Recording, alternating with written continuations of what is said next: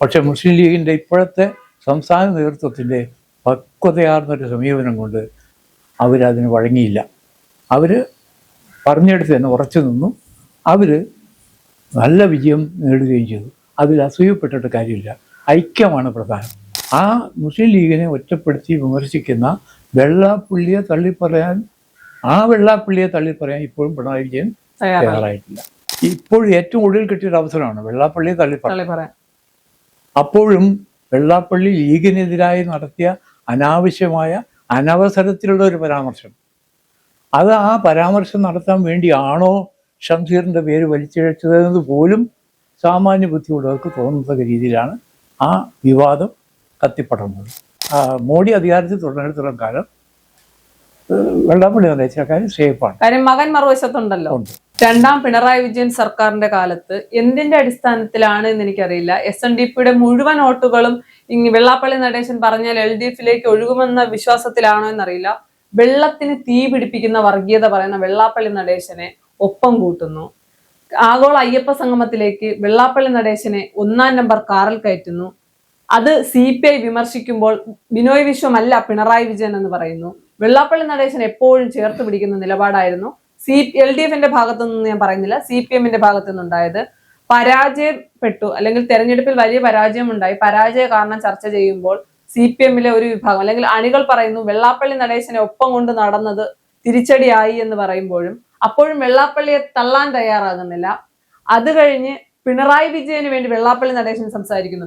എല്ലാ കുറ്റവും പിണറായി വിജയന്റെ മുകളിൽ വെക്കേണ്ട, ധാർഷ്ട്യവും ധിക്കാരവും ഉണ്ടായത് സാധാരണക്കാരായ അണികൾക്കും നേതാക്കൾക്കുമാണ് തുടർഭരണം കിട്ടിയപ്പോൾ, അല്ലാതെ പരാജയപ്പെടുമ്പോൾ എല്ലാ കുറ്റവും പിണറായി വിജയന്റെ മുകളിൽ വെക്കണ്ട എന്ന് വെള്ളാപ്പള്ളി നടേശൻ പറയുന്നു.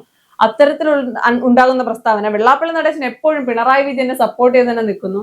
എന്നാൽ കഴിഞ്ഞ ദിവസം ആദ്യം KB ഗണേഷ് കുമാറിനെതിരെയാണ് ആരോപണം ഉണ്ടായത്. ഉമ്മൻചാണ്ടിയെ ചതിച്ചതിന്റെ പേരിലാണ് മന്ത്രിസ്ഥാനം നൽകിയതെന്ന് പറയുമ്പോൾ CPMന്റെ LDFിൽ ആരും തന്നെ പ്രതികരിച്ചിട്ടില്ല. അത് കഴിഞ്ഞ് ഷംസീറിനെതിരെ ഒരു പരാമർശം, മുൻ സ്പീക്കർ ഷംസീറിനെതിരെ വെള്ളാപ്പള്ളി നടേശൻ ഒരു പ്രസ്താവന ഇറക്കുന്നുണ്ട്, അല്ലെങ്കിൽ ഒരു പരാമർശം പറയുന്നുണ്ട്. ഒറ്റയടിക്ക് നേതാവായി വന്നതാണെന്നും വലിയ പ്രവർത്തനങ്ങളൊന്നും കാഴ്ചവെച്ചിട്ടുള്ള ആളല്ല എന്നും മുസ്ലിം ലീഗിന്റെ മനസ്സാണ് ഷംസീറിന്റെ എന്ന് പറയുമ്പോൾ അപ്പോഴും പറയുന്നുണ്ട് പിണറായി വിജയൻ വളരെ കഷ്ടപ്പെട്ട് വളർന്നു വന്ന നേതാവാണെന്ന് പറഞ്ഞിട്ട് പോലും പിണറായി വിജയനും MV ഗോവിന്ദനും അടക്കം എല്ലാവരും വെള്ളാപ്പള്ളി നടേശനെ തള്ളിയിരിക്കുകയാണ്. ഇതൊരു വലിയ തിരിച്ചടിയല്ലേ വെള്ളാപ്പള്ളിക്ക്? അത് വെള്ളാപ്പള്ളി മാത്രമായിട്ട് അതിൽ ഒഴിച്ചു നിർത്തുന്ന അഭിപ്രായം എനിക്കില്ല. എന്തിനാണ് ഈ കേരളത്തിലെ രാഷ്ട്രീയ പാർട്ടികൾ സമുദായ നേതാക്കന്മാരുടെ പുറകെ പോകുന്നത്? അത് വെള്ളാപ്പള്ളി നടേശൻ്റെ പിന്നാലെ പോകുന്ന പോലെ തന്നെ മോശമാണ് സുകുമാരൻ നായരുടെ പിന്നാലെ പോകുന്നത്. 2 സമുദായ നേതാക്കൾ, അവർ ആ സമുദായത്തിൻ്റെ ക്ഷേമത്തിന് നിൽക്കട്ടെ, ആ സമുദായത്തിൻ്റെ ക്ഷേമത്തിന് വേണ്ടി അവരുടെ രാഷ്ട്രീയ സ്വാധീനം ഉപയോഗിക്കട്ടെ. അല്ലാതെ അവർ സജീവമായ രാഷ്ട്രീയത്തിൽ ഇടപെടുന്നത് ശരിയല്ല. അതിനവരുടെ പുറകെ നടക്കുന്ന രാഷ്ട്രീയ നേതാക്കളുടെ ആ പ്രവണതയും ശരിയല്ല എന്നുള്ള അഭിപ്രായമാണ് എനിക്കുള്ളത്. അതുകൊണ്ടാണ് അവർക്ക് ഈ ഒരു അവസരം കിട്ടുന്നത്. ആരെങ്കിലും സപ്പോർട്ട് ചെയ്യാനുണ്ടാവും. ഇപ്പോൾ മലപ്പുറത്ത് നടത്തിയ വെള്ളാപ്പള്ളി നടേശൻ്റെ ആ പ്രസംഗം, അതിനെ തുടർന്ന് ഡൽഹിയിൽ അന്ന് പിണറായി വിജയൻ നടത്തിയ മറ്റൊരു റിയാക്ഷൻ, അതിനുണ്ടാക്കിയ ഓൾ ഇന്ത്യ അടിസ്ഥാനത്തിലുണ്ടാക്കിയ ഒരു പ്രത്യാഘാതം, അതൊക്കെ CPMന്റെ പ്രത്യയശാസ്ത്രമായ നിലപാടിനെ അങ്ങേയറ്റം ബാധിച്ചു. എന്നിട്ടും അവർ മുസ്ലിം ലീഗിൻ്റെ സപ്പോർട്ടിന് വേണ്ടി നടന്നു. പക്ഷെ മുസ്ലിം ലീഗിൻ്റെ ഇപ്പോഴത്തെ സംസ്ഥാന നേതൃത്വത്തിൻ്റെ പക്വതയാർന്നൊരു സമീപനം കൊണ്ട് അവരതിന് വഴങ്ങിയില്ല. അവർ പറഞ്ഞെടുത്ത് തന്നെ ഉറച്ചു നിന്നു. അവർ നല്ല വിജയം നേടുകയും ചെയ്തു. അതിൽ അസൂയപ്പെട്ടിട്ട് കാര്യമില്ല. ഐക്യമാണ് പ്രധാനം. തങ്ങളോട് ചോദിച്ചല്ലോ, നിങ്ങൾ എല്ലാ സീറ്റിലും ജയിച്ചല്ലോ, നിങ്ങൾ അഭിനന്ദനം അറിയിക്കുന്നു. എല്ലാ സീറ്റിലും മാത്രമല്ല, ഞങ്ങൾക്ക് ഒരു സീറ്റ് കൂടുതലും കിട്ടി. അത് ഏതാണെന്ന് ചോദിച്ചപ്പോൾ TS ജോയിയുടെ സീറ്റ്. എത്ര ഫിറ്റിംഗ് ആയിട്ടുള്ള റിപ്ലൈ ആണ്. അതുപോലെ മറുപടി പറഞ്ഞ് അവരുടെ അസ്തിത്വം തെളിയിക്കാൻ കഴിഞ്ഞൊരു പാർട്ടിയാണ് മുസ്ലിം ലീഗ്. ആ മുസ്ലിം ലീഗിനെ എന്തിനിട്ട് വരയ്ക്കുന്നവർ? അതാണ് എനിക്ക് മനസ്സിലാകാത്തത്. ആ മുസ്ലിം ലീഗിനെ ഒറ്റപ്പെടുത്തി വിമർശിക്കുന്ന വെള്ളാപ്പള്ളിയെ തള്ളിപ്പറയാൻ ഇപ്പോഴും പിണറായി വിജയൻ തയ്യാറായിട്ടില്ല. അത് ഈ വെള്ളാപ്പള്ളിയെ ഉപയോഗിച്ചിട്ടുള്ള കള്ളക്കളി എന്ന് തന്നെ പറയേണ്ടി വരുന്നു. അല്ല, ആ കള്ളക്കളികൾ അവസാനിച്ചത് കൊണ്ടാണ് ഇപ്പോൾ ഷംസീറിനെതിരെ പറയുമ്പോൾ പിണറായി വിജയൻ വെള്ളാപ്പള്ളിക്കെതിരെ ഇല്ല, അവിടെയും വെള്ളാപ്പള്ളിയുടെ ആ പരാമർശത്തെ തൊട്ടിട്ടില്ല പിണറായി. ലീഗിനെ തരം താഴ്ത്തി പറഞ്ഞ വെള്ളാപ്പള്ളിയുടെ ആ പരാമർശത്തെ ഇപ്പോഴും ലീഗിനെ തള്ളി പറഞ്ഞു. ലീഗിന്റെ മനസ്സാണ് ഷംസീറിന്, അതല്ല ലീഗിൻ്റെതായ നിലപാടുണ്ട് എന്ന് പറഞ്ഞാൽ മതിയായിരുന്നു. അപ്പോൾ ആ ലീഗിനെ ഒരു ഇൻഡിപെൻഡന്റ് എൻറ്റിറ്റി ആയിട്ട് കണക്കാക്കാൻ ഇപ്പോഴും പിണറായി വിജയൻ തയ്യാറല്ല. അവർക്ക് അവരുടേതായ ഒരു കോൺസ്റ്റിറ്റ്യുവൻസി ഉണ്ട്, അവരുടേതായ ഒരു രീതിയുണ്ട്. ആ രീതിയിൽ അവർ പ്രവർത്തിക്കുന്നു. അവർ ഒന്നിൽ കൂടുതൽ മന്ത്രിമാർ വേണം, ഡെപ്യൂട്ടി മുഖ്യമന്ത്രി സ്ഥാനം ആവശ്യപ്പെടും എന്നൊക്കെ പറഞ്ഞൊരു ഒരു രംഗമൊക്കെ ഉണ്ടാക്കി. പക്ഷെ അവർ മിണ്ടിയില്ല. കാരണം പക്വതയാർന്നൊരു നേതൃത്വമാണ് ലീഗിന് ഇപ്പോൾ ഉള്ളത്. ആ നേതൃത്വവുമായിട്ട് അവർ മുമ്പോട്ട് പോയാൽ ഇവർ ഈ പറയുന്ന പിത്തരാട്ടങ്ങളൊന്നും ലീഗിൻ്റെ അടുത്ത് നടത്തില്ല. വെള്ളാപ്പള്ളിക്കും പരാജയം ഏറ്റുവാങ്ങേണ്ടി വരും. അതിനൊപ്പം തന്നെ പിണറായി വിജയനും പരാജയപ്പെടേണ്ടി വരും. അല്ല, ഇനിയിപ്പോ വെള്ളാപ്പള്ളിക്ക് മനസ്സിലാകാത്തൊരു കാര്യം, 10 വർഷം വെള്ളാപ്പള്ളി പിണറായി വിജയനെ ചേർത്ത് പിടിച്ച് അല്ലെങ്കിൽ ഒപ്പം നിന്നതിന് പല കാരണങ്ങളുണ്ട്. വെള്ളാപ്പള്ളിയുടെ പേരിൽ പല കേസുകളുണ്ട്. അതൊന്ന് പൊങ്ങി വരാൻ അല്ലെങ്കിൽ അതൊന്നും ഇനി വരരുത് എന്നുള്ള നിർബന്ധം വെള്ളാപ്പള്ളിക്ക് ഉണ്ടായിരുന്നു.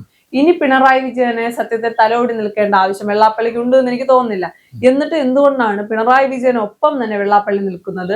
തള്ളിപ്പറയണമെന്നല്ല, അല്ലെങ്കിൽ വിമർശിക്കാൻ പോലും വെള്ളാപ്പള്ളി തയ്യാറാകുന്നില്ല. പരാജയത്തിന്റെ കാര്യം പറയുമ്പോൾ പോലും വെള്ളാപ്പള്ളി പിണറായി വിജയനെ ചേർത്ത് പിടിക്കുകയാണ് ചെയ്യുന്നത്. അപ്പൊ അവര് തമ്മിലുള്ള മറ്റേതെങ്കിലും തരത്തിലുള്ള അഫിനിറ്റി ആയിരിക്കാം. അതെന്താണെന്ന് ഞാൻ പറയുന്നില്ല. അങ്ങനെ ഉണ്ട് അവർ തമ്മിൽ. എന്താണെന്ന് എനിക്ക് അറിഞ്ഞൂടാ. എന്തോ ഒരു ഡീൽ അവർ തമ്മിലുണ്ട്. അല്ലെങ്കിൽ ഇങ്ങനെ ഒരു ഇപ്പോഴും ഏറ്റവും ഒടുവിൽ കിട്ടിയൊരു അവസരമാണ് വെള്ളാപ്പള്ളിയെ തള്ളിപ്പറയാൻ. അപ്പോഴും വെള്ളാപ്പള്ളി ലീഗിനെതിരായി നടത്തിയ അനാവശ്യമായ അനവസരത്തിലുള്ള ഒരു പരാമർശം, അത് ആ പരാമർശം നടത്താൻ വേണ്ടിയാണോ ഷംസീറിൻ്റെ പേര് വലിച്ചിഴച്ചതെന്നത് പോലും സാമാന്യ ബുദ്ധിയുള്ളവർക്ക് തോന്നുന്ന രീതിയിലാണ് ആ വിവാദം കത്തിപ്പടർന്നത്. മുഖ്യമന്ത്രി അത് മാത്രമല്ല, ഈ ആ പരാമർശത്തെ എതിർത്തത് പിണറായി മാത്രമല്ല, കണ്ണൂർ ജില്ലാ സെക്രട്ടറി എതിർത്തു. എന്തുകൊണ്ടും പിണറായിയുടെ ഒപ്പം നിൽക്കേണ്ട ആളാണ്. പക്ഷെ പിണറായി പറഞ്ഞതിലപ്പുറം ഇയാള് എന്താണ് പേര് ഞാൻ മറന്നുപോയി, കെ കെ രാഗേഷ് അയാൾ പറഞ്ഞില്ലേ. അപ്പൊ ഇതെന്താ, എവിടേക്കാണ് ഈ പിണറായിസം പോകുന്നതെന്ന് ഒരു പിടിയില്ല. അല്ല, മുഖ്യമന്ത്രി ആയിരുന്നപ്പോൾ പലപ്പോഴും വന്നിരുന്ന ഒരു ആരോപണം, മുഖ്യമന്ത്രി ആയിരുന്ന പിണറായി വിജയന് പറയാനുള്ള കാര്യങ്ങളാണ് വെള്ളാപ്പള്ളി നടേശന്റെ നാവിൽ നിന്ന് പുറത്തേക്ക് വന്നുകൊണ്ടിരുന്നത്. അപ്പോൾ ഷംസീറിനെതിരായിട്ടുള്ള പരാമർശവും പിണറായി വിജയൻ ലീഗിനിട്ട് കൊട്ടാൻ കൊടുത്ത അല്ലെങ്കിൽ കൊട്ടാൻ വേണ്ടി പറഞ്ഞു പറയിച്ചതായിക്കൂടെ? കാര്യം ഇപ്പോഴും ആദ്യം സൂചിപ്പിച്ചതുപോലെ ലീഗിന് വേണ്ടി ഒരു വാക്ക് പറഞ്ഞിട്ടില്ല, പറഞ്ഞത് ശരിയായില്ല എന്ന് മാത്രമാണ് പറയുന്നത്. ഷംസീറിനെ വെറുപ്പിക്കണ്ട എന്നുള്ള ഒരു നിലപാട് മാത്രമേ എടുത്തിട്ടുള്ളൂ. അതിലപ്പുറം ഒന്നും പിണറായി പ്രതീക്ഷിക്കണ്ട. കാരണം പിന്നെ വെള്ളാപ്പള്ളി നടേശനിൽ നിന്നും മറ്റെന്തൊക്കെയോ ഇദ്ദേഹം പ്രതീക്ഷിക്കുന്നു. അതെന്തുകൊണ്ടെന്ന് എനിക്കറിയില്ല. അല്ല, ഈ സാമുദായിക നേതാക്കൾ അല്ലെങ്കിൽ സാമുദായിക നായകർ എന്നൊക്കെ നമ്മൾ പറയുന്ന വെള്ളാപ്പള്ളി നടേശനാകട്ടെ, സുകുമാരൻ നായരുടെ, ഇവരാരും പറഞ്ഞാൽ അവരുടെ സമുദായത്തിലുള്ള അവരുടെ വീട്ടിലിരിക്കുന്നവർ പോലും വോട്ട് ചെയ്യില്ല എന്ന തിരിച്ചറിവ് കേരളത്തിലെ കൊച്ചു കുഞ്ഞുങ്ങൾക്ക് പോലും ഉണ്ടായിരുന്നു. എന്നിട്ടും എന്തിനാണ് ആവശ്യത്തിനും അനാവശ്യത്തിനും വർഗീയത പറയുന്ന വെള്ളാപ്പള്ളി നടേശനെതിരെ ആഭ്യന്തര വകുപ്പിന്റെ പോലീസ് ഒരു കേസ് എടുത്തിട്ടില്ല? വെള്ളാപ്പള്ളി നടേശനെ പല വേദിയിൽ പൊന്നാട അണിയിക്കുന്നു, 1-ാം നമ്പർ കാറിൽ കൊണ്ടുപോകുന്നു. ഇപ്പോഴും ഇവർ തമ്മിലുള്ള ബന്ധം എന്ന് പറയുന്നത് എന്താണ് എന്ന് കേരളത്തിന് മനസ്സിലാകുന്നില്ല.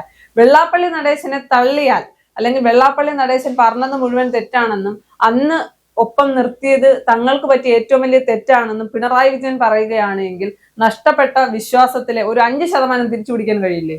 തീർച്ചയായും. പക്ഷെ ഈ ഗവൺമെന്റിൽ തന്നെ എന്താ സംഭവിച്ചിരുന്നത്? ഒരു മന്ത്രി അവിടെ പോയി വെള്ളാപ്പള്ളിയുടെ വല്ല കാര്യമുണ്ടോ? പക്ഷെ അപ്പോഴും പാർട്ടിക്കകത്ത് നിന്ന് യൂത്ത് കോൺഗ്രസ് അടക്കം അത് തള്ളി പറഞ്ഞു. നേതാക്കന്മാർ വേണ്ടിയിട്ടില്ല. പിന്നെ സതീശനും വളരെ എന്താ പറയുക, ഒരു വൈസ് ആയിട്ടുള്ള സൈലൻസ് കീപ്പ് ചെയ്തു. അതെന്നെ ബാധിക്കുന്ന കാര്യമല്ല എന്ന രീതിയിൽ ഒഴിഞ്ഞു മാറി നിന്നു. അതാണ് ഇതിൻ്റെ പേരിലൊന്നും ഈ വെള്ളാപ്പള്ളി നടേശനെ പിണറായി സഹായിക്കും എന്നൊന്നും പ്രതീക്ഷിക്കാൻ പറ്റില്ല. കാരണം ഇപ്പം അവർ പരസ്പരം സഹായിച്ചിട്ടെന്തായി? രണ്ടുപേരും തോറ്റു. അങ്ങനെയാണ് ഫലത്തിൽ. പിന്നെ ഇയാൾക്കൊരു നേട്ടമുണ്ടാക്കാൻ കഴിഞ്ഞു, പത്മശ്രീ കിട്ടി. ഇനി കേസുകളൊന്നും കുത്തിപ്പൊക്കില്ല. കേസുകളൊന്നും കുത്തിപ്പൊക്കില്ല. കേന്ദ്രത്തിൽ നിന്ന് മോഡി അധികാരത്തിൽ തുടർന്നിടത്തോളം കാലം വെള്ളാപ്പള്ളി നടേശക്കാരും സേഫാണ്. കാര്യം മകൻ മറുവശത്തുണ്ടല്ലോ. ഉണ്ട്. വെള്ളാപ്പള്ളി നടേശൻ UDF പ്രതിപക്ഷത്തിരുന്നപ്പോൾ വലിയ രീതിയിലുള്ള ലീഗിനെയാണ് ഏറ്റവും കൂടുതൽ ആക്രമിച്ചിട്ടുള്ളത്. വലിയ രീതിയിലുള്ള പരാമർശങ്ങളൊക്കെ നടത്തുന്നു. എന്നാൽ ഇപ്പോൾ ഭരണപക്ഷത്തുള്ളത് UDF ആണ്. ഒന്ന് മയപ്പെട്ടിട്ടുണ്ട് വെള്ളാപ്പള്ളി നടേശൻ എന്ന് തന്നെ പറയേണ്ടി വരും. പല നിലപാടുകളും പഴയ പോലെയുള്ള പ്രസ്താവനകളൊന്നും UDF-നെതിരായി അല്ലെങ്കിൽ കോൺഗ്രസിലെ നേതാക്കൾക്കൊക്കെതിരെ എന്നും പറഞ്ഞുകൊണ്ടിരുന്ന വെള്ളാപ്പള്ളി നടേശൻ പല സ്ഥലത്തും ഒന്ന് പിടിച്ച് ഒന്ന് മയപ്പെടുത്തിയിട്ടുണ്ട് സംസാരമൊക്കെ. ആഭ്യന്തര വകുപ്പ് മന്ത്രി എന്ന് പറയുന്ന രമേശ് ചെന്നിത്തലയാണ് മുൻപ് ഉമ്മൻചാണ്ടി സർക്കാരിന്റെ കാലത്ത് ആഭ്യന്തര വകുപ്പ് മന്ത്രിയായിരുന്നപ്പോൾ തന്നെ വെള്ളാപ്പള്ളി നടേശനെതിരെ കേസ് എടുത്തിട്ടുണ്ട്. മൈക്രോ ഫിനാൻസ് കേസ് അടക്കമുള്ളവ ഇപ്പോഴും നിലനിൽക്കുന്നുണ്ട്. അപ്പൊ എങ്ങനെയെങ്കിലും പിണറായി വിജയനെ ഒപ്പം നിന്നേ പറ്റൂ. മറുവശത്ത് ഒന്ന് മയപ്പെടുത്തി മുന്നോട്ട് പോകുന്നതാണ് നല്ലതെന്നുള്ള തിരിച്ചറിവാണോ അതോ പേടിയാണോ? പേടിയുണ്ട് വാസ്തവത്തിൽ. എന്താ കാര്യം എന്നറിയാമോ?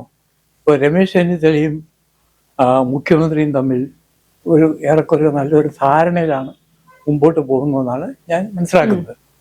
അപ്പോൾ മുഖ്യമന്ത്രി ആവശ്യപ്പെടാതെ തന്നെ രമേശ് ചെന്നിത്തലയ്ക്ക് സ്വതന്ത്രമായി പ്രവർത്തിക്കാനുള്ള കഴിവുണ്ട്.